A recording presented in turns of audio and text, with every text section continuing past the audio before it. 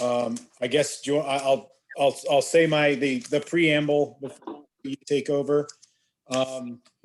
During this is the meeting of the East Goshen Township Board of Supervisors on Tuesday, April 21st, 2020. This is a video teleconference Board of Supervisors meeting. Public comment will be handled as follows. Participants are asked to call in by 6:55. That's already passed. Participants will be asked to identify themselves when being accepted into the meeting. The public will be muted during the meeting when the board is talking. For each agenda item that requires a board vote, the public will be unmuted and given an opportunity to comment and ask questions. Participants wishing to comment must state their name and must speak one at a time. Participants are asked to turn down the volume if they are live streaming the meeting on YouTube. So just in general, please make sure there's no background conversation or streaming videos. There is a 20-second lag between the live stream and real time, so it doesn't really work to watch them together. In addition, if you have comments, in addition to calling in, you can email info@eastgoshen.org, and that email address will be throughout the meeting. And if you have a comment, Susan can read it out to the board at the appropriate time. With that, I turn it over to Marty. Yeah, good evening, everybody. This is Marty Shane. It's nice to see everybody.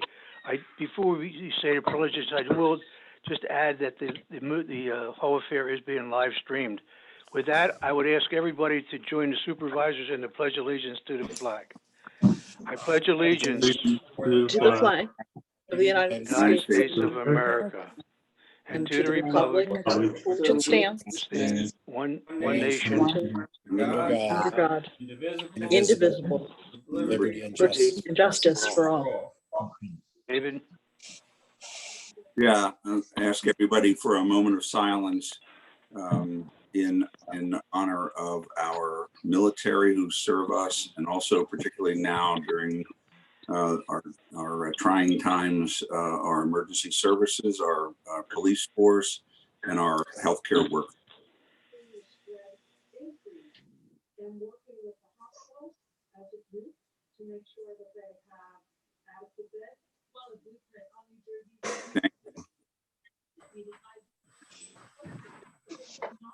Just a reminder before we get started, there is some background noise that's audible. If somebody has something in the background, if you could turn it off, that would be helpful. Welcome back, everybody. There is no public hearing tonight. I have one item to indicate under the chairman's report, and that is the summer newsletter will be a little bit different. It will be issued electronically here and posted on our website. That's strictly because of what's going on in the outside world. We felt that it would be more appropriate to do it this way than do it through the regular way. The emergency service report tonight is only one person, and that's our Chief Bernat. Can you hear me, Chief? Yes, I can. Can you hear me? Yep, loud and clear, as a matter of fact. It's your turn. Okay, well, good evening, everybody. There's two trends that I'd like to report on. The first one is, as you've probably heard on the media, domestic disturbance calls are increasing due to the pandemic.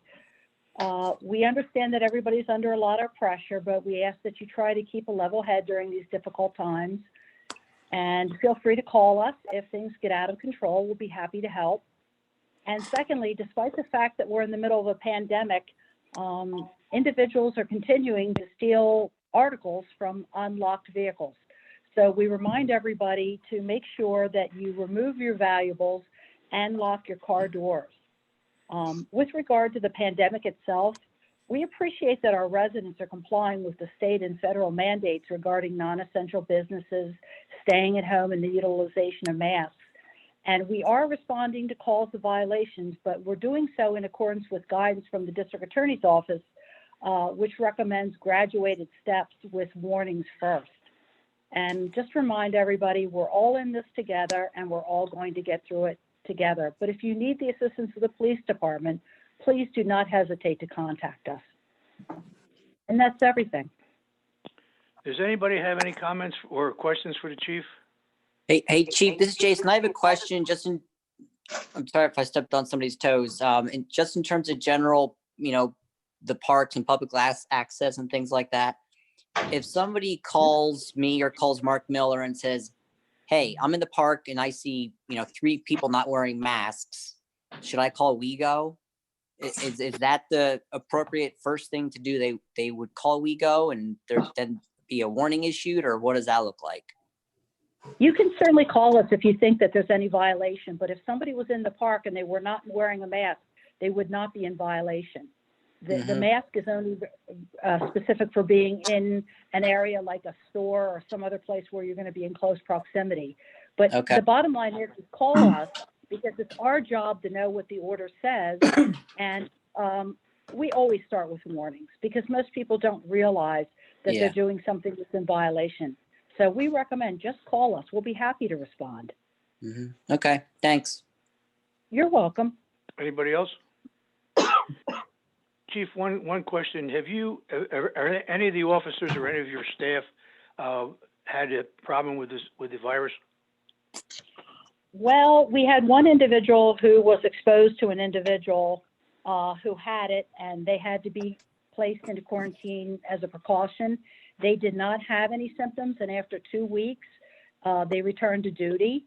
We had another individual who unfortunately had to fly in an airplane from Florida, and out of an overabundance of precaution, we put that individual in a 2-week quarantine, and that person is also back to work. But we're looking forward to working with the county. They're going to begin to do testing for first responders that include the police department in the immediate future, and we're looking forward to that. Yeah, I would think so, to tell you the truth. I think that's a big part of everybody getting back in business personally, but that's just me. Right. Is anybody else out there that wants to ask the chief a question? No. If not, thank you very much, Chief. I appreciate it very much. You're welcome to stay, Do or we you're have- welcome to go. Do Hey, we have Marty. to, do we have to ask for public input? Oh, sure. I thought that's what we were doing. Yes, the public is welcome to do it if they have a question for the chief. Okay. Any comments from the public? Come on, let's go. No comments from the public, Marty. Okay, thank you very much, Chief. Thanks for coming. You're welcome to stay. You're welcome to go, whichever you like. Thank you very much. The next item on the agenda for us is the financial report. I want to thank John for the voluminous information he gave us. John will be able to say whatever he would like to say to the group. Any comments from the audience will be taken at the end of the meeting in public comment period. Thank you, Marty. So as of March 31st, the general fund had a negative budget variance of $27,635. I don't, as I'll explain later, I wouldn't read too much into that. I don't think that negative budget variance, first of all, it's not really material at this point, but it's not related to the coronavirus background noise that I'll explain. The general fund balance is $6.269 million.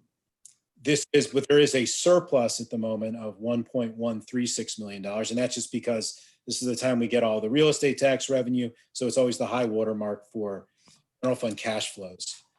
Public Works is well under budget, really due to the lack of snow. There has been some more road work due to Forest Lane Bridge, more tree removal than budgeted at this point, but overall well under budget. Budget because of a strong start to permitting activity. Obviously, that's going to level off in the months ahead. And Parks was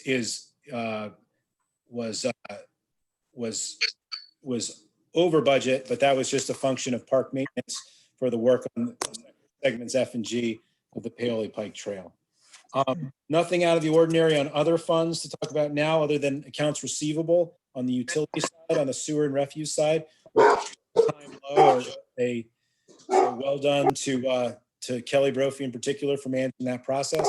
Although I do think one of the major reasons for that decrease in accounts receivable was because more and more people are using that pay platform in order to pay their sewer and refuse bills. So that's really the return on the yield on township funds has dipped again, as you probably saw in late March, the Federal Reserve lowered its benchmark interest rates to 0%. There's obviously more quantitative easing, or when the Federal Reserve purchases treasuries, that's going to drive rates down, probably keep them down for a while. So the average yield is down to 1.42%. And by comparison, it was 1.71% on December 31st. I'm also, in addition, at this point, CDs and other illiquid investments, particularly the obligate term investments, are simply not competitive with liquid accounts, and that's presumably because the finance community expects that with all of this quantitative easing and all these extraordinary steps the Federal Reserve is taking, that rates will continue to fall in the future. So there's really no point in tying up money long term. So as products mature, securities mature, I'm just keeping them liquid. I did want to comment a little bit about the coronavirus in particular, because there's starting to be more and more questions about what impact the current pandemic is going to have on our finances. And there's no question it's going to have an impact. On the revenue side, I think the two biggest line items that will be hit are property transfer tax, not real estate tax, but real estate transfer tax is going to get shellacked this year. The spring buying season, which represents the kind of the bulk of the revenue that we get from that revenue source, is just not going to happen this year. People aren't putting houses on the market, and they really can't show their houses the way they used to. So we are, however, still getting quite a bit of cert requests, or not a bit, but we're still getting a surprising number of cert requests for resales. But those are probably from contracts that were signed before, all the shutdown orders went into effect. The other line item that we're going to see is obviously earned income tax, as people either lose jobs or have their wages cut. Obviously, that's going to filter down. That represents 50% of the general fund revenue. So, having long conversations with Mike Lynch about this, and I do think it's going to be several months, and probably not until August at the earliest, and really November, that we'll really be able to wrap our head around the magnitude of that impact. Just because the timing and the between a resident earning money and it being withheld and then being remitted and then dispersed back to the township, it takes several months. Moreover, the fact that Keystone has moved the income tax to July 15th as opposed to April 15th is going to also create noise in that revenue stream. So I'm watching this carefully. I'm going to be more and more in contact with Keystone as time moves on, but at this point, it's too early to really know what kind of impact we'll see on the EIT side. Now, with that said, I would like to have the long-range budget planning session Wednesday, June 10th at 10 a.m. Is that time agreeable to all of the board? Yes. It's agreeable to me, John, but I would still like to have it where we're there in a room all together. If it's possible, I don't know if it's going to be possible. If we have to have it on June 10th, the way we're doing this meeting, so be it. But it's really going to be difficult to do because there's so much information conveyed. It's going to be a hard time keeping track of it all, even for us that have been around for a while, let alone the new people. Okay. So Marty, are you saying that? I mean, I guess the balancing act is we don't want to do it too late, so that we're not preparing, but at the same time, we don't want to do it so early, obviously, that we can't meet in the room. Are you suggesting that if the stay-at-home order continues, for 6 weeks beyond May, that I move it? Is everybody on the board okay with that? Of just sort of, we'll pencil in June 10th and then wait until, and then move it further to the extent that the stay-at-home order continues? John, from my own position, and I have the unique position because I'm the oldest one here. I think it would be better to be together, but if we have to, that's fine. More importantly, though, if we were to get together, and depending upon how they've handled things, I would not want to be in a gathering, so to speak, unless the people are tested to ensure that nobody has the virus. I can't afford to get it myself. I certainly can't afford to take it home to my wife, because she would be in deep six if that happened. And so my plan would be best to have it together, but I doubt if we're going to be able to do that given the testing situation as it is today. I'm okay with it on the 10th if we have to have it that way, but I would certainly prefer it to be the other way if it's all possible. I would agree with prefer it to that. be in person myself. I would prefer it to be in person. I agree. Pencil it for June 10th and we'll see what happens. Okay, sounds like a plan. Yep, thanks. Okie dokie. Are you open for questions from the board, John? I am, Marty. Okay. Is there any questions for John from the board? I don't have any. I have just one, John. You say, and I understand, we can't tell if our revenues are down or up right now because it's too early. Yeah. When will you get a feeling for whether or not the corona crisis is affecting township revenues? On the earned income tax side, I mean, well, first of all, it's going to impact us. It's just that magnitude that I can't tell you right now. I think what's going to be interesting is when at the county level, you start to see unemployment data that lags, by like 6 weeks when the U.S. Department of Labor or issues, state level unemployment. It does lag a bit. So start to see that for March and then April. So you're talking like late May-ish, I think. Then I'll start to have a sense of really how much this has impacted us, and then dig down. Is it impacting the major employers? I'd be curious, just sort of anecdotally, to the extent people have, thoughts on that, or they've heard stuff. I'd be curious, but I can't really do anything with those anecdotes. But so I think the earliest I'd be able to sort of crunch numbers in any meaningful way, I'm guessing late May, early June. Good. I have a Hey. question. Go ahead, Michelle. John, I'm just curious if you're going to be looking at some expenditures that we could possibly defer this year into perhaps 2020, in light of the fact that we don't have any clue how Right. this situation is affecting us. Are you going to start looking at how we can potentially defer a few things? Well, I certainly can. I can, and that's a conversation that, the department heads and I can have together about the kind of need to have versus the need to have versus the nice to haves. Yeah. I mean, That's well certainly, put. yeah, certainly there are, obviously in any budget, there are a couple of things that we can defer. Mhm. We'll have to, well, I'll tell you what, Michelle, why don't the department heads plan to kind of kick that one around? Maybe the best approach to this is the department heads kick that around the next couple of weeks and then meet with the finance committee, which I believe, is it David and Marty? Is that who's on the finance? Correct. So why don't That's right. we then do something with David and Marty and then, get back and present recommendations, as soon as we can. But obviously I agree, we want to get ahead of this rather than behind. Yeah. Good. Thank you. May I ask a question? Of course.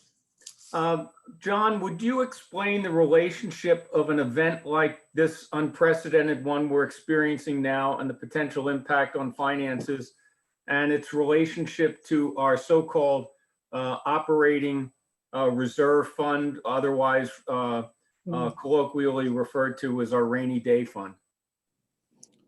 Well, I mean, I think, Mike, that's why we have the operating reserve fund is for, these kinds of crises, whether it's a 9/11 event or this event or a Great Recession event. It's so that we don't have to all of a sudden overnight raise taxes substantially, and we have the luxury of biding our time and more thoughtfully dealing with financial crises rather than acting rashly. But, we're stewards of public funds. I don't have to tell you guys this. And so obviously it's, we need to get ahead of the game. Does that answer? So the principal objectives are a hedge against a tax increase for an unexpected contingency or an unplanned contingency. Precisely. And it's not to be used and possibly used to balance the upcoming budget if necessary. If there were a hit to revenues projected for 21 that would decrease to an extent where we could use some of that operating reserve as a hedge as well, and ultimately to balance the budget if necessary. Those would be the two primary reasons. Yeah, I would agree with that. Okay, thanks. Hey, Mike, I would suggest, and John too, for that matter, that if the interest rates stay really low, which they've never been before this low, so it was a different way of looking at things. If you can borrow it very cheaply, and it was necessary to do that, you may want to investigate doing that versus doing any other alternative, which is something we never. Pardon me? I would no, Marty. I would, municipal governments should never borrow to meet operating needs unless it is a short-term cash flow issue.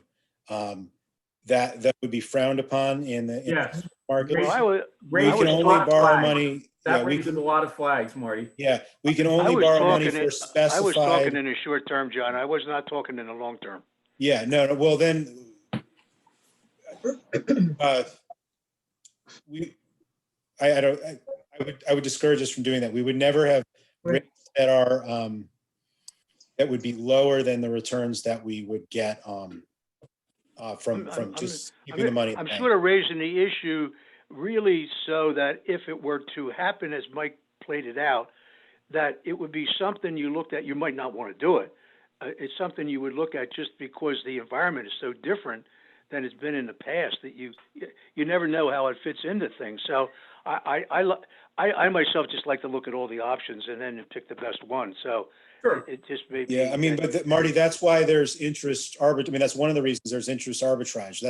We have to return any excess interest that we get. Oh, sure. Yeah, I'm aware of that. From borrowing proceeds compared to the rate that we're paying. So, I mean, it's kind of, there was I don't want to belabor this point, but there is that payroll protection loan program. I know East Bradford applied for it and they were rejected. And it sounds like, well, first of all, it's need-based. They're not going to give it to us because we have we have an operating reserve. But also, hey, John, there's an interesting question that jumps in my head. Not so much because of that. I didn't even know we did that, or Mike did that over there, or looked into it. But with respect to the borrowing that we have, how close are we to the end game? Or is that? I don't know what you mean by the end game. Well, we've got varying terms. I got thinking about the two dams and with the other information that we're using in there. It said to me, we have to have a fair amount of money left in the borrowing.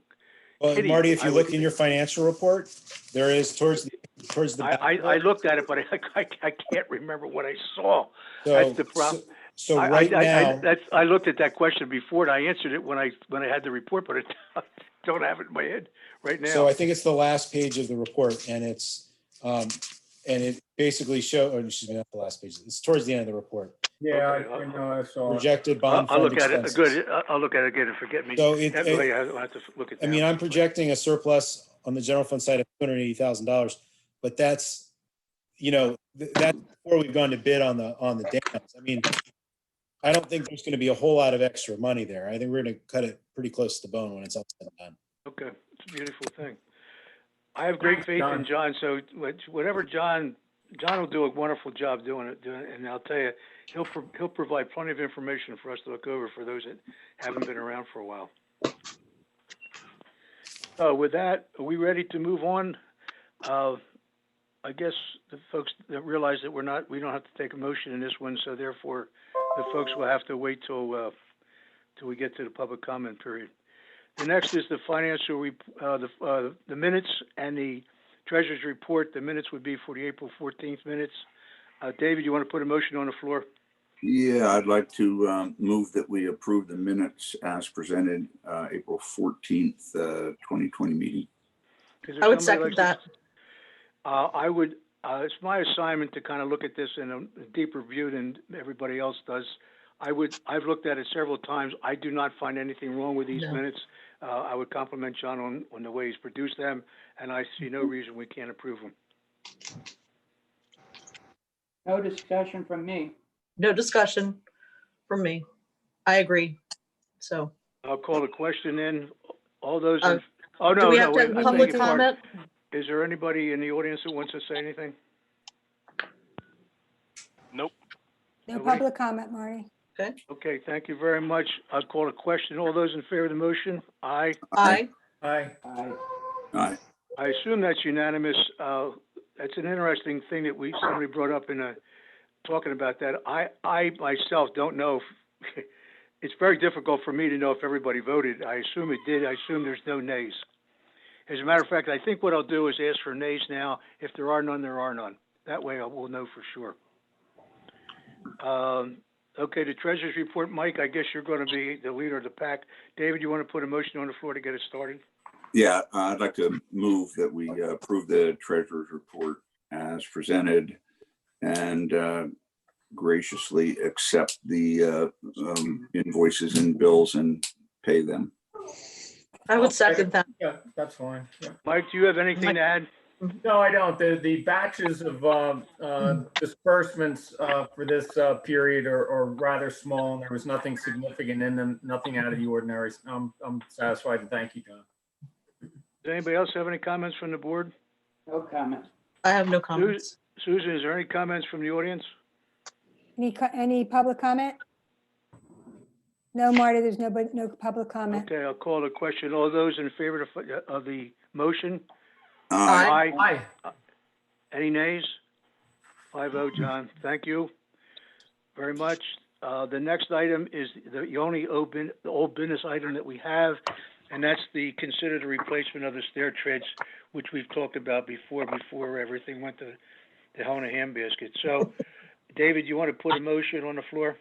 Yes, Mr. Chairman, I'd like to move that we accept the proposal from Bob Wagner to replace stair treads in the front and rear stairwell towers at a cost of $8,437.37. There's I'll a second from that. anybody? Anybody have any questions or comments on this? Yes. Go ahead, Michelle. I decided to run down to the building today to look at the treads, and I took John Herzog with me. I have some pictures and some video, and the expenditure is just too much for me to agree to right now. But the real concern is that the back stairway that's kind of in the middle of the building, those treads they're just all coming off. It is a tripping hazard, and I'm afraid that we could be held liable for that. We looked at, there's about 41 steps there, and then there's the service hallway, service stairs. They also are in really bad repair. They really are. And I think that the better thing to do right now, I would prefer to see us just take all of the treads off. The glue that is underneath of the tread is actually kind of grippy, and it has a surface to it that's somewhat irregular, so that it's not a smooth surface is my point. And so I don't know that there would really be any problem with people walking up and down the steps on this glue. I'd like to see us remove the treads for right now, leave the glue down, and repair the top tread in the front stairway and any other treads that need repairing in the front stairway. And if possible, do that in-house. I'd like to defer the purchase of the replacement of the treads in the back two stairways. Now, Mike actually had made a comment at one point of possibly putting down a grippy kind of surface, a painted grip surface. One of our boys actually did an Eagle project at the Mountain Center where we actually did paint all of the steps. It's 2 flights of steps. It's an emergency stairway for fire. It's a fire escape. And so using that sand grit in the paint that's intended to be painted onto floors, that might be an option that could be a cheaper option and perhaps a longer term solution to this problem that could cost a lot less money. And Mike did mention the possibility of maybe that's something that we could consider. I'd like to see that option explored, and I actually have about a quart of that paint and enough grit to do about 1 step. I'd like to try it at least. I want to ask Ricky something. Michelle, hold that for just a second.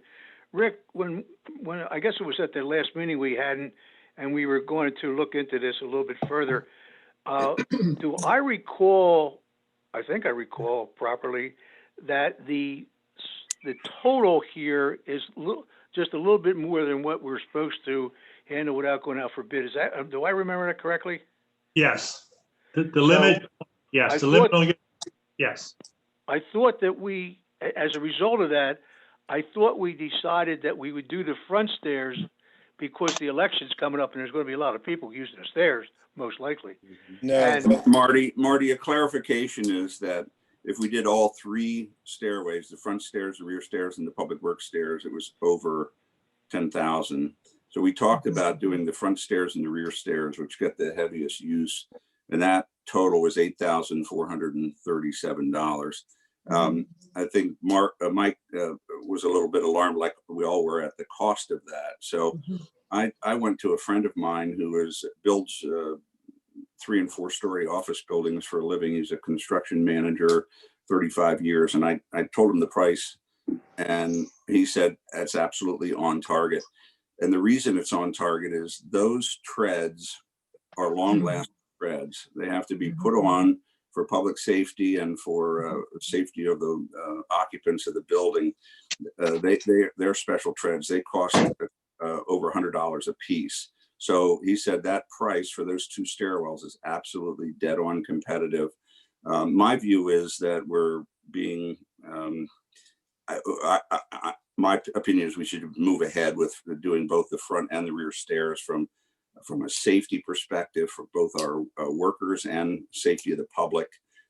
We should just go ahead and do that. I think trying to patch it and replace some treads but not all treads is problematic in the event that we couldn't get the treads to match in the future.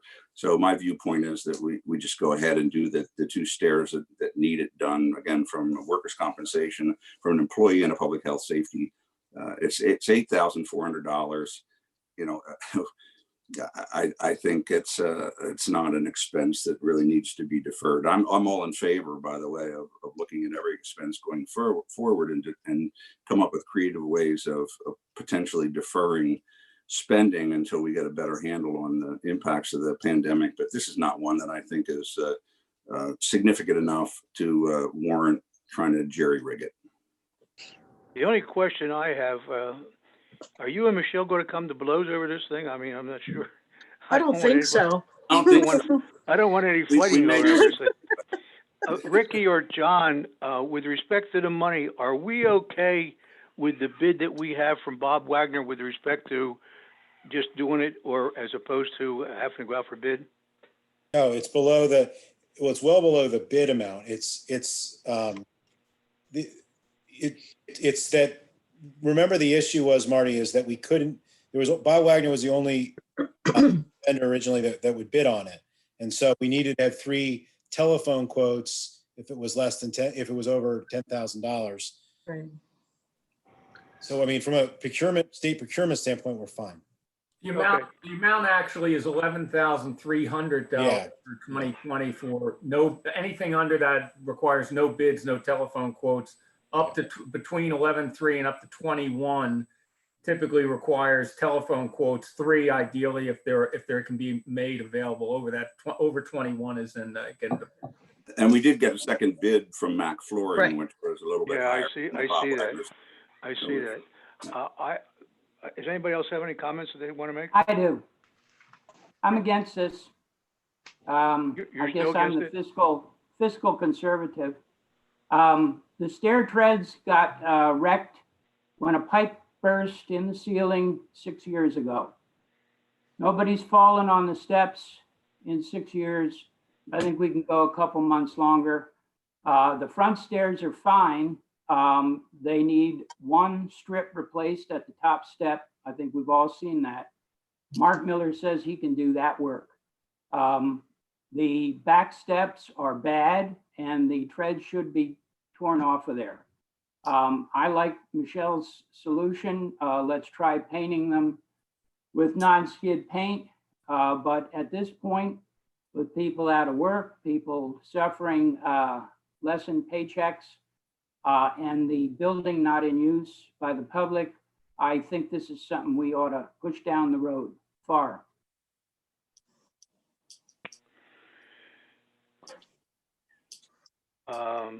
Mike, I guess you and I are the only ones that haven't weighed in. Do you want to weigh in at all? Well, One way or the other? is Mark Miller with us tonight? Is Mark, you on the line? Yes. Mark, would you comment, please, on any of your thoughts relative to your thoughts about a temporary repair of the one front stairway with the tread or two that need to be purchased piecemeal and installed by Public Works? And number two, would you comment on the stairway removing the current treads and possibly putting a gridded epoxy type paint on as a temporary measure as to the ability for Public Works to do and the efficacy of doing something like that, both in terms of it being a worthwhile expenditure for a temporary measure and that it not exacerbate any issues for use of the steps and create any kind of an unexpected, unintended consequence. So front steps, couple piecemeals, what do you think? And then the back steps, removing the treads and putting on a coat of something with some grit for the time being. I mean, anything's possible. The top stair tread that's missing now, we could piecemeal that and try to get back on the front. The problem with the front steps that I see is the curling of the lip. And I'm just afraid with the usage of the people using it, they're going to trip and fall. That's my concerns with the front. With the back, yeah, you could take off the treads and put something on, but I don't think that meets code. I think the treads have to be there as part of the code. Mark Gordon. Yes, any thoughts on that? Yeah, as far as accessibility Mhm. for the walking surface, it has to be a level, even surface all the way through that stairwell. So I would not Okay. support a epoxy painted Band-Aid. No. Well, at this point in time, I would weigh in after hearing this, and I would support at this point in time the motion to do the 2 sets of steps with the price through Bob Wagner. That would be that's where I weigh in if there's a vote. Okay. Well, I'm going to break a tie, I guess. Is that right? Well, no, Well, you're I think that you have public comment. comment. Well, let's give it's going to come to let's let the audience have an opportunity to say whatever they would like to say. Susan, if you can hear me, could you have your friends Yes. up there let me know what's going on? Is there any public comment? Yes. This is Chief. Go ahead. Go ahead, Leo. Okay. Yeah, this is Leo Sinclair. I feel like a broken record. Forgive me, but I think in the previous public meeting, I mentioned that this time we should be cutting costs. And I don't care what some of you may say about, oh, it's only X amount of dollars. I think we can go all the way back to Benjamin Franklin, who said a penny saved is a penny earned. Well, the same concept could be said that you spend $1 here, spend $1 there, it starts adding up. I don't know when you're going to say, let's draw the line. I think you should draw the line. It should have been drawn last week. But with all that said, here's my biggest problem with this issue. I spent some time in the insurance business, a long time in the insurance business. And during that time, I was an adjuster. And as an adjuster, we did a lot of property loss. And doing property loss, you had to do a couple of things. Estimate the cost, justify the cost, justify dollars by hours, the products that are being used to fix the items, the parts and labor and all that stuff. I don't think I would ever have a contractor come into my house and say, $5,000, we can rebuild your kitchen. Oh, no. I want an itemized breakdown. I want hours. I want costs, labor, you name it. I want it all covered. In the insurance business, they would never simply give you a ballpark number without knowing the facts. Same with your auto car, with your car business. I want new brakes. I don't want the mechanic to come back and say, hey, look, guys, we're going to give you 4 new brakes, but we get to buy 4 new tires to go with those brakes. And this is what I'm seeing here, especially in the front steps. I don't know the back steps, but the front steps, I looked those steps over, and I've gone up them the steps many times, especially in the last year. And I only see one step that seriously needs to be worked on. And to justify, I think, $3,000 does not make any sense to me. So I'm my mind's blown once again that you guys would actually think about considering spending money without justifying it to those of us who are taking financial hits. I think this is imprudent. I think it's not fair, and I just cannot believe that we're down this road again. Thank you. Anybody else? Yeah, if I can just, I want to make a quick comment. But wait a minute. I've just put up on my screen. Michelle, wait a minute. Let the people make all their comments and then comment back. Sure. Because otherwise we're going to have a hell of a hard Sure, no time problem. managing this process here. No Is there problem. anybody else up in the audience that wants to make a comment, Susan? Chief, did you have a Yes, comment? Chief Burnett. Yes, I'd like to remind the board that several years after the new police building was built, you had an officer who slipped and fell on the steps because there were no stair treads. The officer was able to claim permanent disability, and the cost for that permanent disability was more than 1,000% more than what the cost to put the stair treads back on were. So I would just remind you that, yes, it is a lot of money, but I hope that you are working with somebody who has the expertise to tell you what the outcome of one workman's compensation claim would be as compared to the cost of the treads, or a lawsuit from one of your residents. Is anybody else up there, Susan? I think that's it, Marty. No more public comment. Okay, Michelle? Okay, so on my screen background, I'm sharing a picture of one of the treads in the back stairway. They're all like this. I have a problem with that. So yeah, I think that needs to be addressed. But the front stairway, I'm going to try to share another picture. It's really, that's the top tread. That's the top tread there that needs replaced.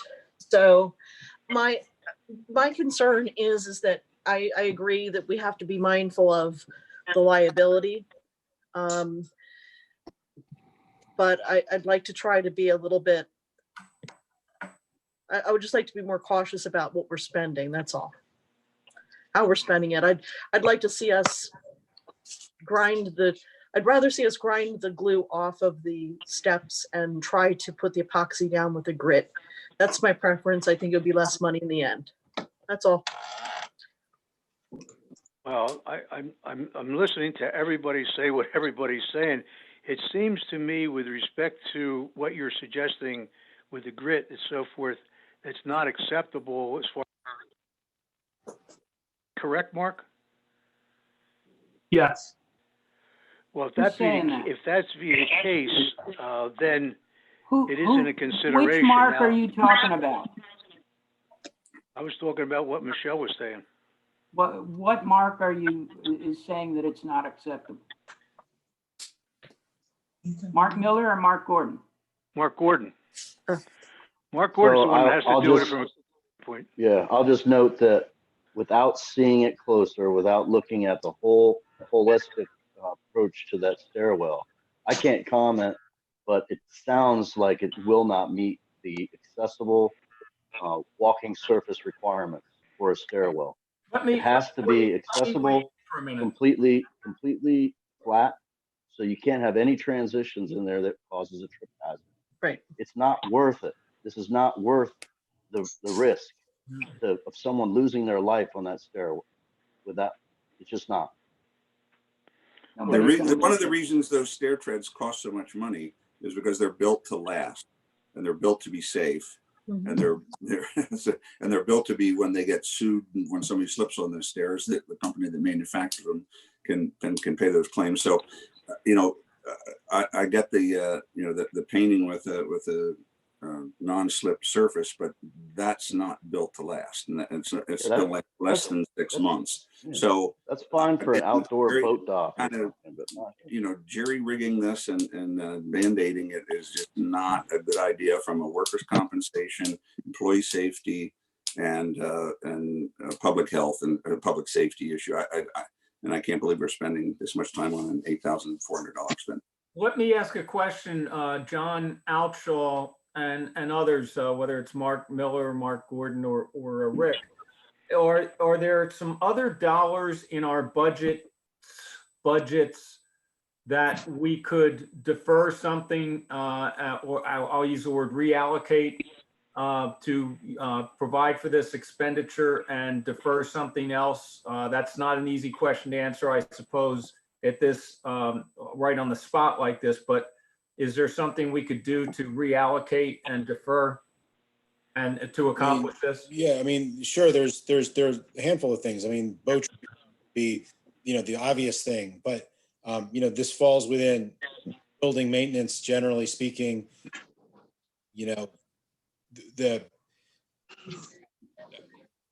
My building is maintained. I don't know how to. The budgeted expense, number one, and if you think of it as, okay, we put our capital reserve fund aside for a rainy day. If this isn't a rainy day, I don't know how we're going to define a rainy day, right? So we're talking about 0.1% of of our total capital reserve. I can't believe that. We seem to be talking around the public safety and worker safety issue with this. It's pretty crazy. I don't think it's the public safety and worker safety issue. It's just a matter of, is there just a different way we can do it? And if there's a code issue, then there's a code issue with it. I understand that, but it's not a matter of not being mindful of the liability and safety component. It's just a function of, can we be more creative about how we spend this money? Can we spend a little bit less and still do it properly? That's my point. I think that we just, going forward, I'm not saying that we shouldn't be fiscally prudent going forward. I mean, there's some issues on the horizon here, but we don't know the impact yet.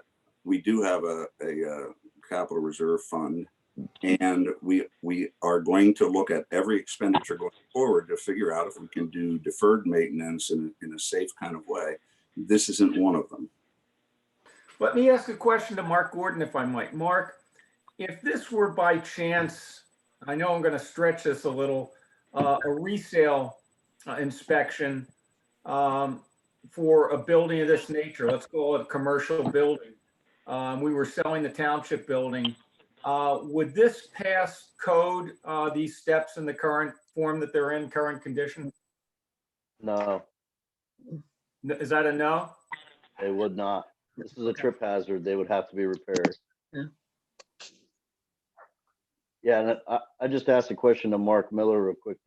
So this is a standard Owens flooring, some kind of brand name, commercial grade for this application, correct? Yeah, it's Armstrong, yes.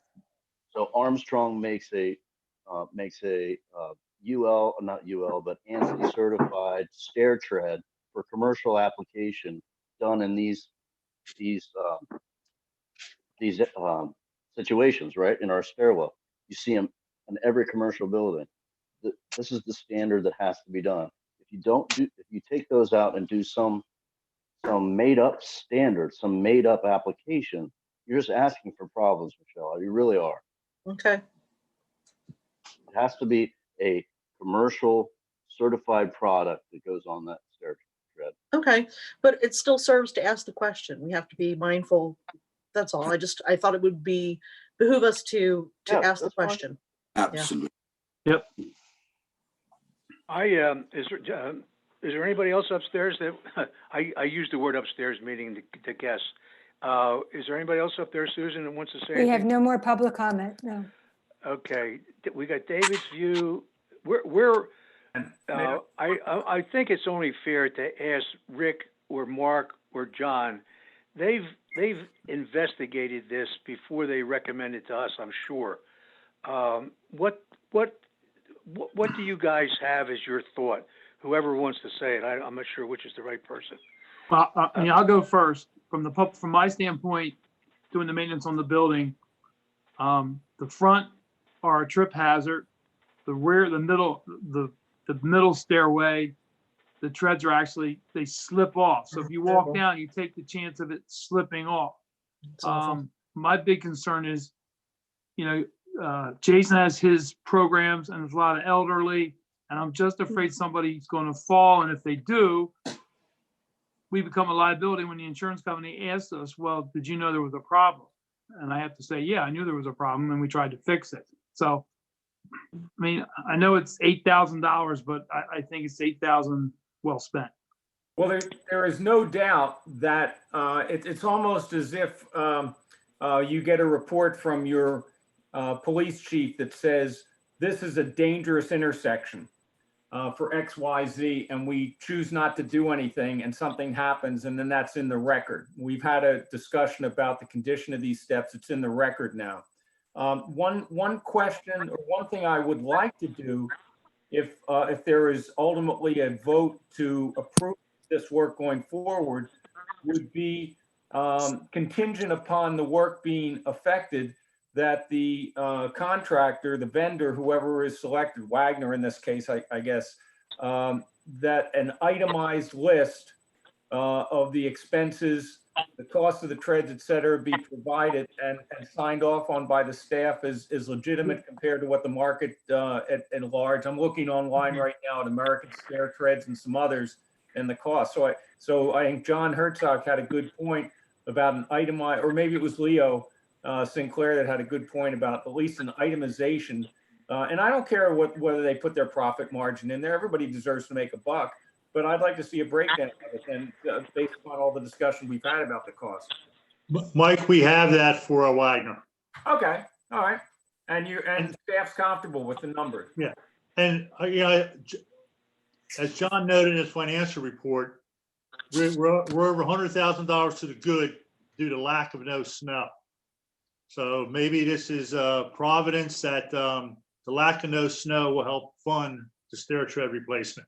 Well, I will tell you this, I would certainly like to, I shudder when I hear the salt trucks come in at East Bradford and dropping the salt off that will be put out on the roads for precious little sometimes need, and the dollars that go out the window for that. And we have, you're right, we had very little expenditure this year. Maybe there's a silver lining there that lowers my threshold to be supportive of this, the liability issue, the code issue, so I'm more comfortable with this. I recognize we've gone through this quite a bit. I have no further comment. Okay, and there's nobody up. Susan, everybody done up there? Yes.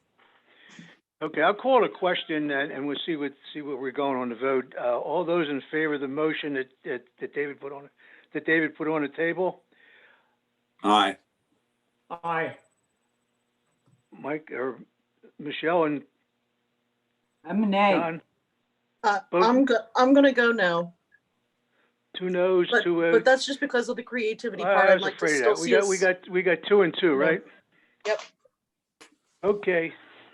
I don't like to be put in the position of having to do this, but I'm going to. Sorry. Well, I'm going to have to do it. Welcome to my world. I am concerned about. I have been in the building when the people that are there they're definitely older people. I know that we're going to have the election coming up, and I know that many of them are the older people. I believe that John and Rick and Mark put the information for us to have in a form that's suitable for us to look at, where they have already seen the intermediate elements that Leo talked about, or they wouldn't put it there. So having said that, while I appreciate what Michelle and John are saying, I want to make a comment after this too. Then I would I would vote A for the motion. Vote So, nay or which- I vote A for the motion, which makes it 3-2 in favor of the motion. Mhm. So Now, Pat, Yay. now, let me say something, because it becomes really important going forward. There is no question that many people in the world are disadvantaged today. The second-class township requires us to do certain things, and certain things aren't we're prohibited from doing certain things because they're not in the second-class township code. Now, one can question everything that we do going forward, and from the eyes of the financial things. Now, we probably have, between Ricky and John, we have two what I call phenomenal people dealing with money. And some of us that have been around have dealt a lot with it too. I find it difficult that we're going to talk about money on every one of these things. Now, I appreciate what Leo's saying, because he's right in terms of the people, from the people side.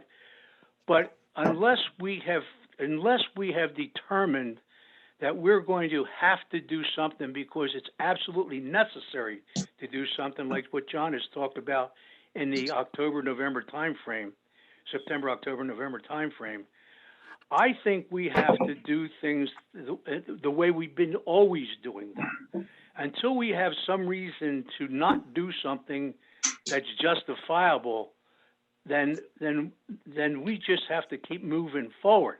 I am all for looking for things that we can cut back on if we need to do that. We have done that about, somewhere between 5 and 10 years ago, and we eliminated a lot of things at that point in time that we no longer do, and it was very effective in terms of what we did. I don't think most of you are aware of that, but I know that Rick and I are, and I think that was before John's time too. But that was very effective, and I think we're going to have to go through that same exercise. And I would suspect that comes our session that we're going to have in June, that's one of the discussions we're going to have, just in case if something comes up that says we got to do something. But at the moment, I am a little perplexed at the questions with respect to money.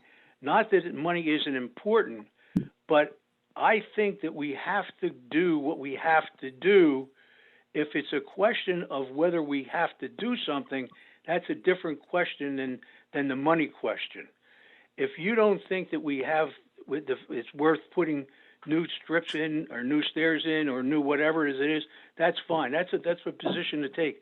But I'm concerned that we run down this path that we talk about money all the time, and you can talk about it all the time, but we're not in a position. We have to worry about ourselves.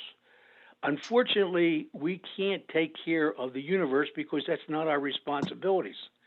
So we have to be financially responsible, and I think we are extraordinarily financially responsible. And for even when we get to a serious situation, because I know John will pepper us with information that we need to have to make an intelligent decision when that time comes, if it comes. So in the meantime, I think we've got to be very careful about what we do or how we address the money situation, because if we have to do something that requires that, obviously in the absence of not doing it, there's a liability associated with it, that becomes a very serious matter. And I know exactly what the chief was talking about. It's argumentative as to whether it was, how it came about, but nonetheless, it did come about, and it was an expensive proposition for those that weren't around when that took place. So I just caution everybody that we really have to be very careful that we're looking at things from the right perspective. I am not chastising anybody. I have no problems with the questions that were asked, but I have this feeling that we're going to get to the point where we're going to have this kind of a conversation about everything when really the conversation has to be about, well, first of all, you can always ask, do you need it? Well, of course we need it, or it'd never be on the book, it'd never be on the agenda. The second thing is, from my perspective, I just want to know whatever we're doing, are we doing it the right way? If we're going to do it. And I think from everything that I've heard over at least 2 meetings now, that what we're going to do is the right way of doing this. There's one thing that's left that troubles me a little. You remember this? We didn't talk about it tonight. When Abbas was here, he was talking about the wind in the front of the front stairs. I think, Ricky, that's not by code. Is that correct? That's what he was talking about, yes. Is that, well, have we determined whether he's correct or not? I'm not suggesting that he's the be all and end all. Is he right or wrong? He is incorrect. He's incorrect? Yes. Okay, then he's incorrect. Then because if he was correct, we had another problem to deal with. But if he's incorrect, then there's no problem. I'm not going to worry about it. Yes. So we go on, we move on, and unfortunately, I just hope that I know you have to break the tie if you're chairman. I don't like to do it because I hope that it doesn't come a perpetual thing. That's all. I'm kind of a little bit testy about that. Well, So we'll move on to the next issue. let me just make one existential comment. Pardon me? Let me make one existential comment that, and Marty, I appreciate everything you said, and certainly John and Michelle, I'm in full respect of your comments as I am all my colleagues. Existentially, local government is an easy target. We are accessible. We have more public comment and participation at the local level than any state and federal government, or county for that matter. And if we knew some of the things that were going on and could have an impact, or at least even participation at the state level with expenditures, let alone federal, boy, that would occupy an entire new career for all of us, but we don't, and we're not privy to that. So existentially, local government is an easy target because everyone can get at us. We're very exposed. We're very accountable. And that's part of the burden that local governments have with being open and accessible. So I just say that existentially because it's easy to pick at us. But boy, I'll bet you we could really do some great picking if we could get into the woodwork and the dresser drawers of state and federal government. I'll leave it at that. Okay, anybody else want to say anything about this while we're on the subject? The matter is closed, Marty. In my corporate life, I was responsible for budgets and served as chief operating officer and financial officer of profit centers. And we always looked at budgeting in 3 phases, 3 types of budgets. The first budget was a regular conservative budget, and that's what we do here in the township. That's why we're a AAA bonded township. The second is just starting to tighten the belt a little bit and starting to look at everything in a prudent kind of way. And the third is austerity budgeting. And we are not at austerity budgeting yet.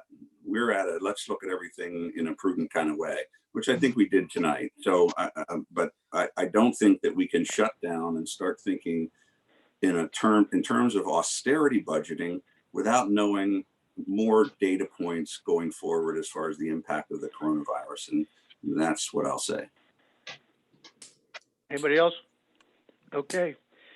We'll move on to the next item, which is the rescheduling of the community day. Jason, this is your bailiwick. You're still on the phone? Yep, I'm here. There you go. You're a long way away, Okay. but we'll appreciate what you have to say. Okay, thanks. So obviously Community Day typically is scheduled for late June with coronavirus and stay-at-home considerations. The Park Commission met last Thursday to discuss rescheduling it. And kind of the first door that caused this to occur, is obviously the coronavirus, but secondly is that Community Day is funded, the township is reimbursed by the Friends of East Scotian for the township investment. And they typically need 8 to 10 weeks from first contact until the actual day of the event, essentially. So that's why we have to make a decision today on an event in late June.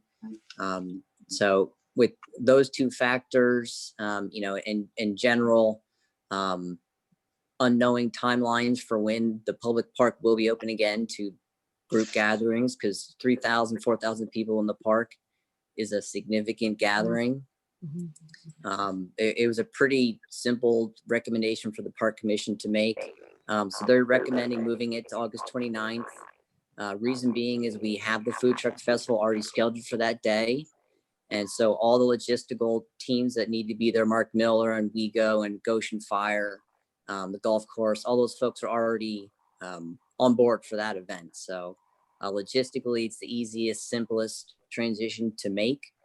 It's the last weekend before schools hopefully go back into session. So it would be quite a way to end a very troubling spring and summer, hopefully. So it could be a silver lining for all of this, a really wonderful way to end the summer if in fact we get to do it. So then just the event itself, the two events would, occur basically simultaneously, but more or less they would practically look the same. So food truck festival would still be on the eastern portion of the park with the bands, the food, the beer and the wine. And then the community portion would be where it's always been, would look identical to the way it always is, with the moon bounces and the band and the fireworks and all that kind of good stuff. In terms of attendance, it will certainly balloon, I think. So you have community day, 3,500 people typically. The food truck festival last year was 4,500. So there's obviously, overlap of 2,000 people that come to both. But I think you could look at 6,000 people, which our park can certainly handle. I talked to all the logistical people, and they don't have a problem as long as it's not rainy. We'll be a-okay. We can park everybody up on the football fields and across over in Applebrook, and it'll be a great event. The other things just to consider would be that we will potentially have to revisit this if Governor Wolf has not lifted public gathering by June. The Park Commission will reevaluate this at their June meeting to see if we do a full cancellation of Community Day, and then move forward with summer programming from there. So tonight the motion is to move it to August. And then just the other consideration, we don't have to talk about it tonight, but if you have ideas, this is, if we do have Community Day and the Food Truck Festival together, it will be East Goshen's, probably biggest event since I've been here. And also the first big community event post coronavirus stay at home. So, it will be quite special for the community if we can pull it off. So, do we consider changing the name and branding it to something different, something, special? We don't have to come up with that tonight, but it's something to think about. And I guess that's all I got, guys. So what questions do you have from the board? Let me make a motion first. I'd like to move to reschedule the 2020 Community Day to August 29th, 2020, with a rain date of August 30th, 2020. I would second that. Jason, I got a question for you. If this thing was really successful and you got the people out that you thought you were going to get out, would you want to make this an annual event instead of having two functions? You have one. Have you given any thought to that? Because it seems to me that if you have that many people in one place at one time, it's saying that they really like what's going on. And we've always had complaints, so to speak, about not having enough trucks or not having enough food or not having enough water or whatever it is. It just seems to me that if this was able to be pulled off and it was a great affair, that it would be something you might want to consider doing all the time. Is that been, you guys discuss that at all? Mark Miller and I have had some just general discussions about that. Park Commission, same thing. I would wait until we get through this year to see what it looks like. Oh, absolutely. And see what the pulse of the community is. But yeah, I mean, that's certainly something that if this year is just a wonderful, amazing event, the public loves it, we would 100% consider something like that. Yeah. Okay. What's the date the park board meets in a month? I forget. Is it in the middle of the month? They meet the first Thursday, so it's June 4th. All right, that gives you about 6 weeks, because you said at that meeting, you got to make a decision, or it's a decision point. So you got 6 weeks, that's all you have before you have to say A or nay, right? Yep, that's correct. Okay, just want to make sure. We don't have a choice, I don't think. Is there a choice? Do we have an option? You didn't talk about an option. I would assume there isn't any. You either have it on that date or you're not going to have it at all. That's the option. The option is to cancel. Yeah, That's what I yeah, mean. there's really only two options. There's either move it to August in the hopes that we can still hold it, or we cancel outright. I don't think it makes sense to move it to July because people will be at the shore or they'll still be at stay at home. And then, anytime in August, same thing. That's why we've always done it either at the end of June after school's let out, but before people are going to the beach, or at the end of August. Okay. So, Well, it means when you get around to the June meeting, it's either go or no go. yep, yeah, that's 100% correct. It's either go or no go. Okay. So I think all of us have to realize when we make a vote on this thing that it's go, no go in 6 weeks.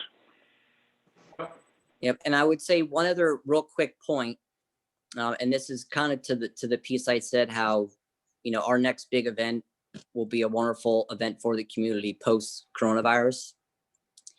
Is we should find a way at this event, whether it's just a food truck festival or it's this joint event, but we should find a way to recognize the hospital workers, the nurses, first responders, police, fire at the event. I think that's a great idea. Yep. So we'll talk about that in the future, but let's make that happen. There's a motion. Yeah, David made a motion to make the change. I don't know if there was a second though. Is there a second? I had seconded it, yes. Okay. Does anybody else from the board have any comments or questions? No. Do we need to open this up? Yes, Yep. please. Hi, any- it's Leo Sinclair. Yes, Leo, Hello? go ahead. Yes, Yes, Leo, okay. go ahead. Yeah, thank you. I'm sorry, what's that August date again? 29th. 29th. Okay.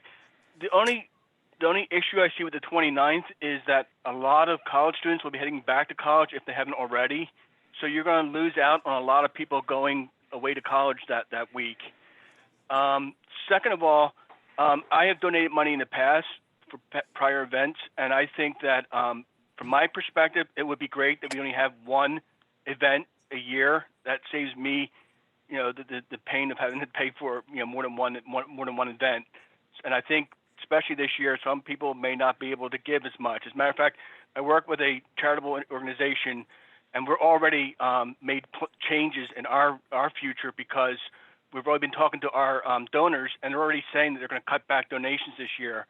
Now, I don't know whether this will happen with East Goshen, whether people will cut back their donations or not. I mean, I hope that I wouldn't going forward, but who knows?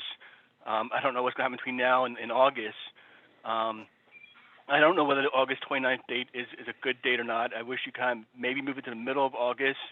That way, I'll be around for it. I won't have to be worried about take my son up to college that weekend.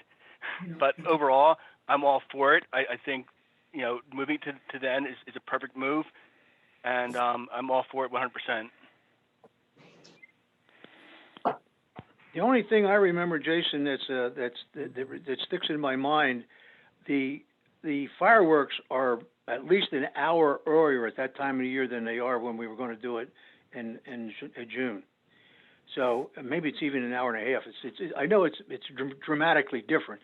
I'm not suggesting that that's a killer or not a killer.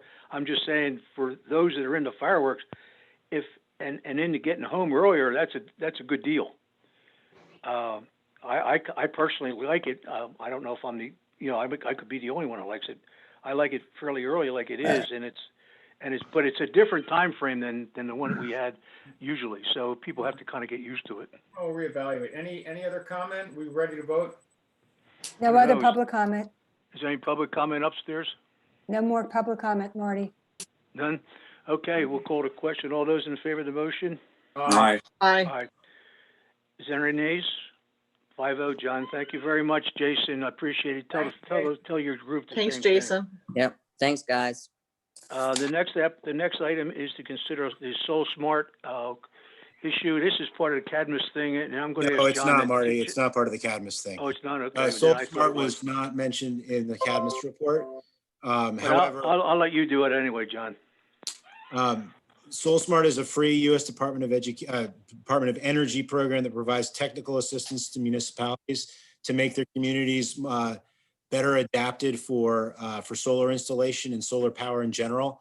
A frequently quoted statistic is that the cost of solar installation in parts of Europe is 50% as expensive as it is in the United States because of the various mazes of zoning ordinances and inefficient utility interconnections within the U.S. power grid.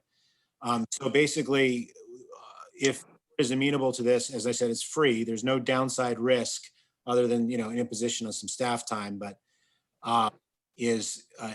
the Cadmus, the same consulting firm that the COG hired, would basically review get our interconnections, look at our ordinance, look at our processes, and make recommendations how we can become more solar friendly. And it's really focused on how residents can install or businesses can install solar more efficiently and more cost effectively than they currently do.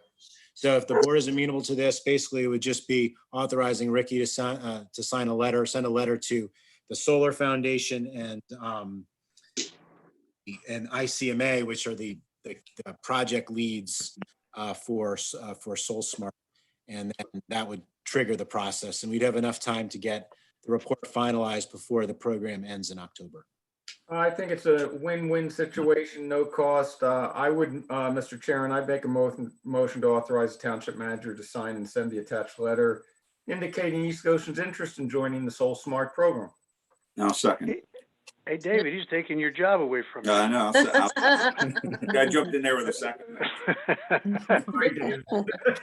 Is there any other comments from the board?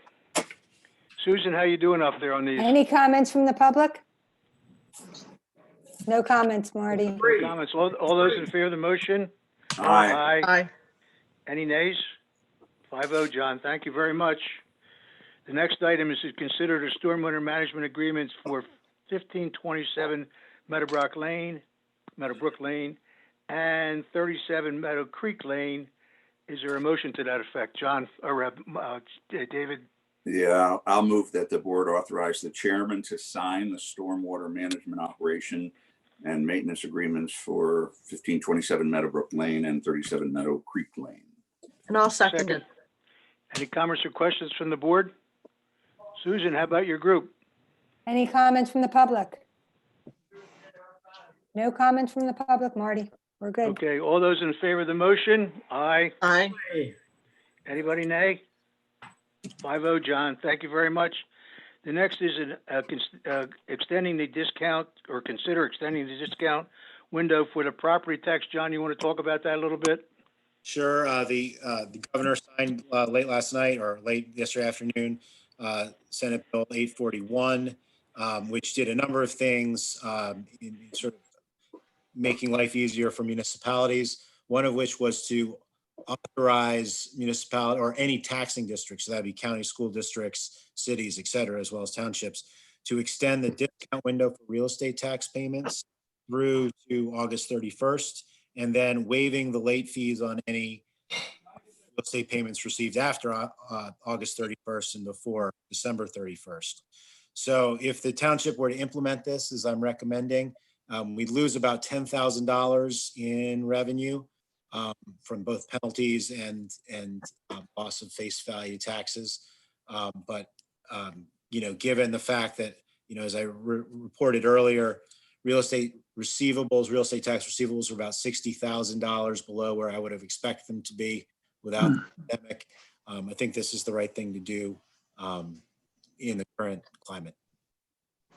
Hey, John, John, this is, when I looked at this at home, it seemed to me the way, if you make the discount the 31st of August, and then you waive the penalty the rest of the year, you're in effect saying it's okay to go all the way to the end of the year. Right. Is that correct? Well, no, you can just go the 2%, you can extend the 2% discount window through the end of the summer. Then you go full face. Yeah, and then starting September 1st, you're going to face value for the last 4 months of the year. Without penalty. There's never a 10% late penalty as there currently is. So let me make a motion so we can discuss it. So I move that we adopt the resolution extending the discount period for the 2020 East Ocean Township real estate tax until August 31st, 2020, and eliminating the 10% late penalty for East Goshen Township real estate tax payments paid in full prior to December 31st, 2020. And I'll second that. Okay, anybody have any comments from the board? Susan, how about your group? Any public comment? Susan, how many No, people? Marty, oops, there's only one person on, but I'm also monitoring email. And we haven't had any email. Okay, You So only I'm have one just, person? there's only one person on the call, but I'm also making sure that we're not getting any emails. So Aye. I'm trying to I give feel the, special. yes, you should, but I'm trying to you give definitely are. the Aye. 20-second lag time. But yes, Well, we're good, Marty. For Leo's benefit, this is one of the way to help, that we can help our residents. So with that in mind, all those in favor of the motion? Aye. Aye. Aye. Is Aye. there any nays? No nays. 5-0, John, thank you very much. Thank you, John.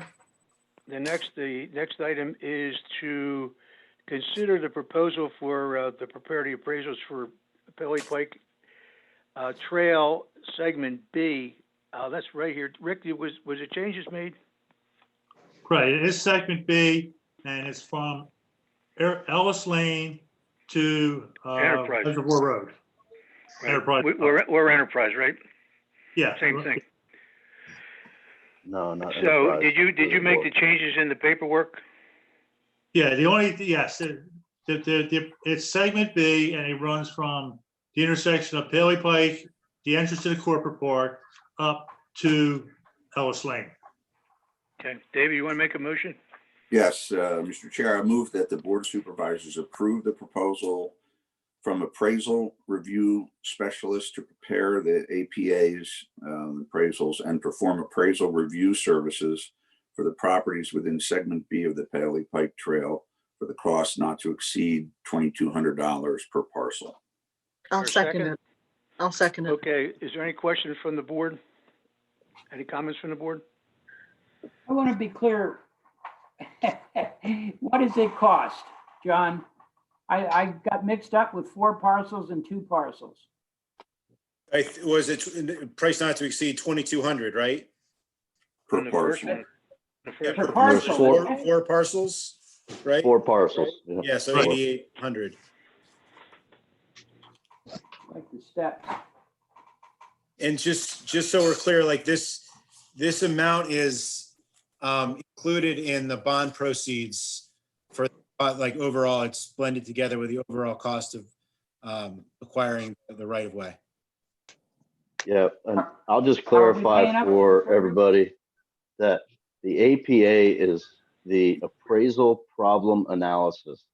It's basically the scope of work that is being prepared to send to our appraiser. So in the event that we do get federal funding for segment B, we will have followed all the specific federal requirements for segment B and followed the process that we did for A and C, D, and E. So we're keeping the process exactly the same for segment B. And we'll have appraisal, once we have those APAs, once we have the APAs, we'll send those to our appraisal, and he'll give us a quote for the full appraisal that will follow those APAs. So let me ask, so the APAs, the total cost is going to be $3,200, but then when we do the appraisal review services, that will be 4 times $1,400 for that service. So it's 800 per parcel for the APA, Mike. Right? And then on the back end, on the very back end, appraisal review specialist will do a review of the appraisal, and that's $1,400 per Each. Okay, per but parcel. right now we're just approving the APA for $3,200 max. So APA and the review. I Oh, figured put okay. them all in the same one. So we're That way, That way I don't have to come back to you at the end. Okay, so $3,200 plus $6,400. Is that right? Is that the correct number? $6,600, 4,416. So $3,200 and $6,600. Is that right? $6,400. No. No, so it's 800 times 4, Or no, 32, right? And then $5,600. Yeah. So 3,256. Which gets you the 8,800. 8,800 total. Yep. Okay. Now, Yep. as long as you're on that kick, Mike, don't forget that there's some more money coming up on the next part.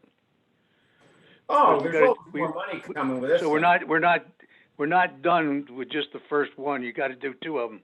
Oh, I didn't get off the boat yesterday. I knew that. Okay, so you got I look at this as the whole section B. Well, when you look at it as the whole section, you got to consider both these two pieces of information to determine your total cost. Gotcha. Because I figured somebody was going to ask that question. Yeah. It's not just one cost, it's two John costs. was having some confusion about what the total cost was. John, was that where you were? John Herzog? Yeah. Yeah. I would love to see the total cost. And I'd like to know when we have to pay it. Well, this will be paid. We'll pay the 800 up front. We'll sign an They- engagement letter and then they'll Yep. provide the reports and we pay them, right, guys? Yes. Don, do you have the information you want? Yeah. Michelle, you okay? I mean, with the information? I have the information I need. Okay. Susan, are you doing all right up there? I'm okay. Leo, do you have any public comment? Yeah, I'm gonna have to make a comment. So, this is spending more money, is that correct? Yes, it is. Absolutely. Yep. I mean, honestly, I can say again, I'm gonna have to disagree with spending money at this time. Okay. I want that on the record. All right, thanks. There's no other public comment, Marty. Yeah. Leo, I just want to make sure, I have no problem with what you're doing. I just want to make sure I understand exactly what you're doing. Your position is you don't want us on any item whatsoever, you don't want us to spend any money, meaning you don't want us to Okay. do anything. Well, thank you for bringing that up, because actually, no, that's not true. For instance, back to the steps again, which I was trying to interject earlier.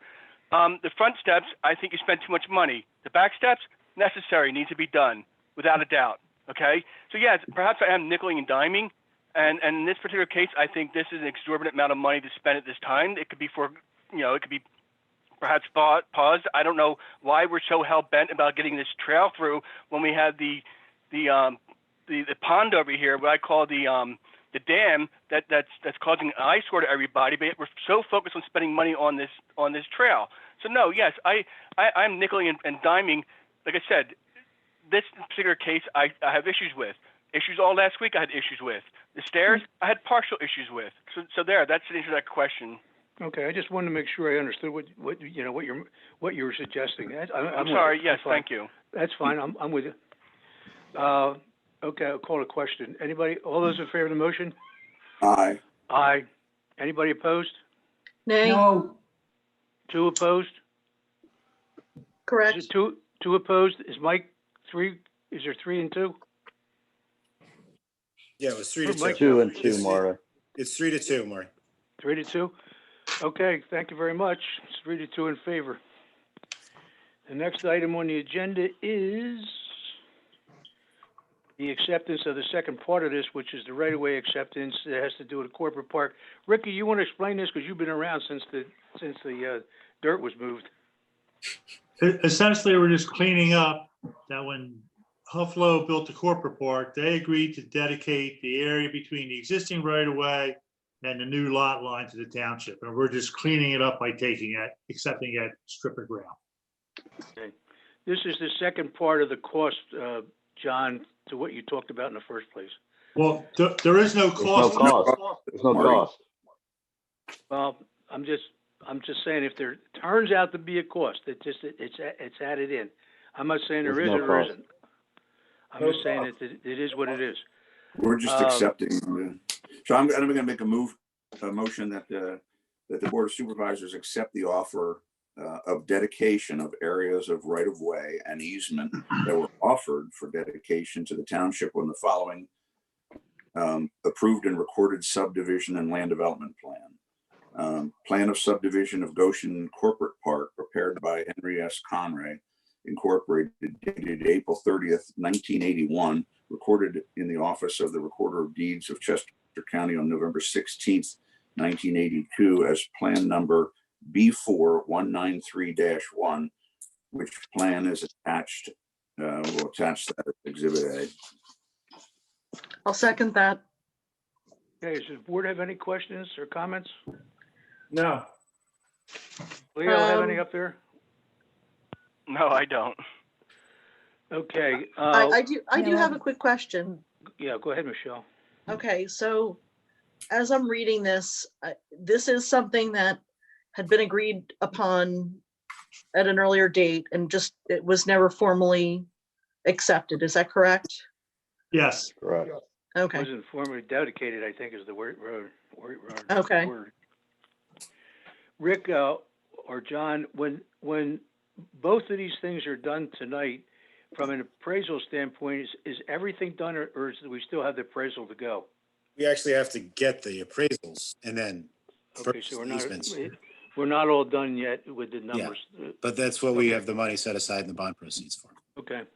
Just do wanted we, to make sure. I have one other question. Once we receive the right of way and it's been accepted, do we have to do any kind of surveying of these rights No. of way? No? No.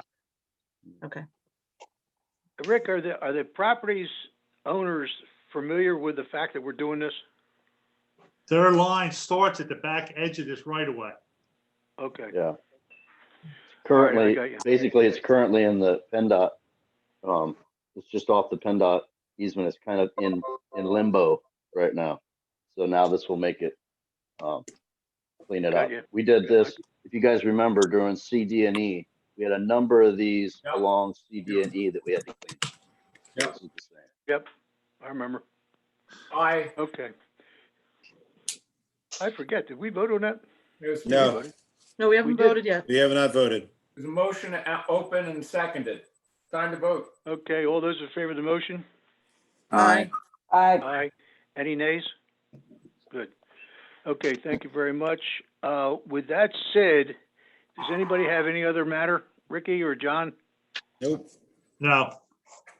That being the case, this is the public comment period.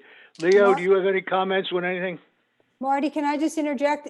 Can we just Yep. remind if anybody's viewing on YouTube that you can email any questions at this time to info@eastgoshen.org. Again, that's info@eastgoshen.org.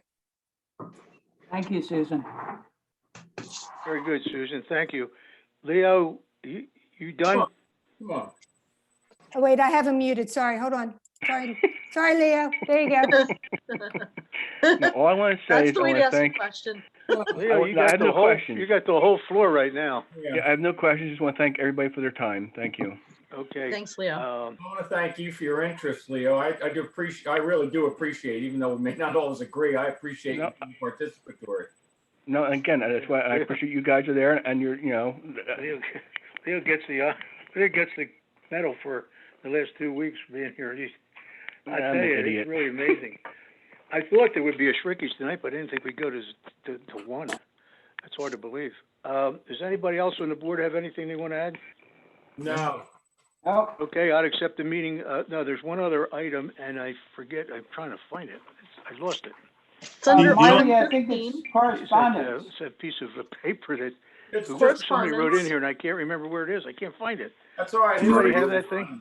There it is. It was correspondence regarding the Texas Eastern Transmission wanting to do some excavation along the. Oh, yeah, that's right.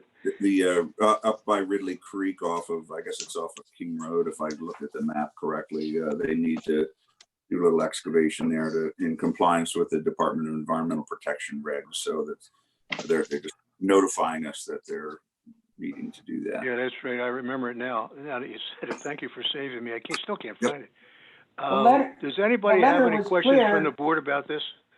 'Cause The Ricky- letter was Ricky's- clear, the Ricky's map the was impossible to read as far as I'm concerned. Yeah, Yeah. I wish the maps would be a little cleaner. Yeah. I have to get Oh, my yeah, maps. the Hey. maps are awful. Hey, Marty, Yes, if I could interject, The property in question is a little bit north of the Lewis's property off of Oh. Hershey Mill Road. Okay. really? It's a little bit south of Morstein Road. I think the property owner's name is Ward.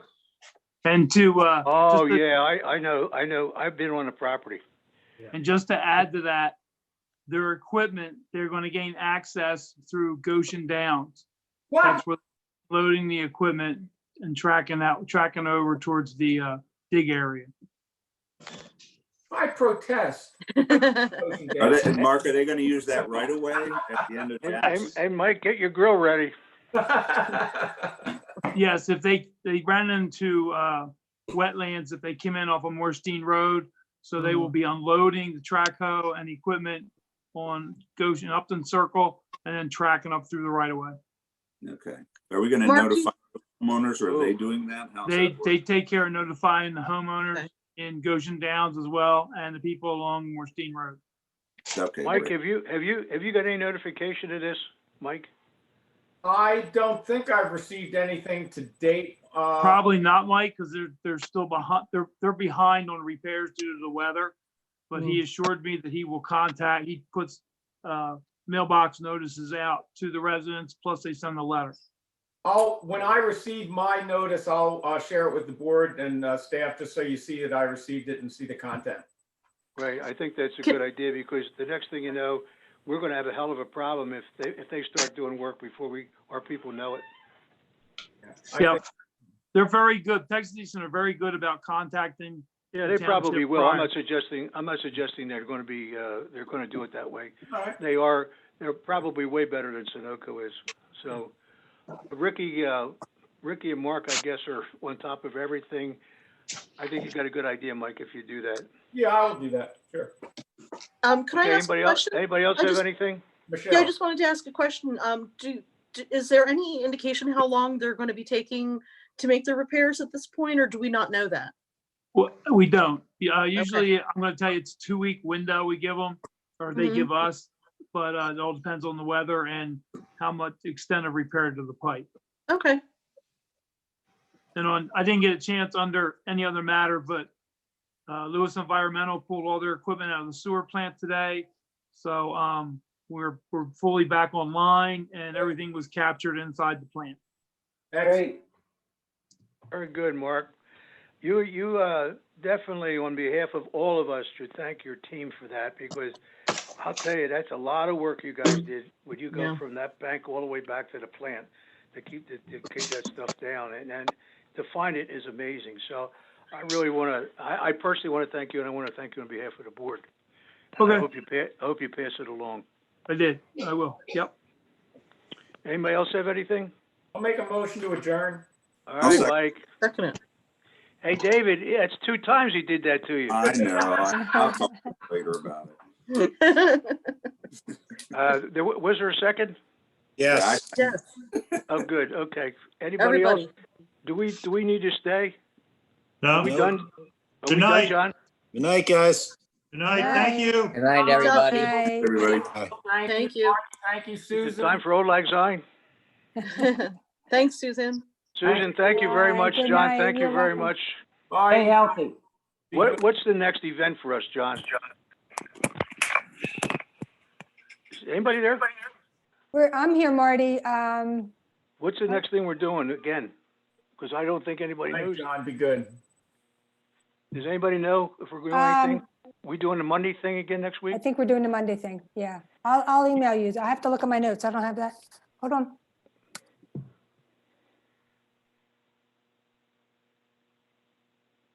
I think we're doing the Monday thing. I'll let you know, Marty. Check your email. Would you do me a favor? If that's true, would either you or John or Ricky send out a note to everybody? Because I don't think anybody's realizing it. Yeah, no, I don't have that on my calendar, but if we are, I'll definitely send an email with all the information.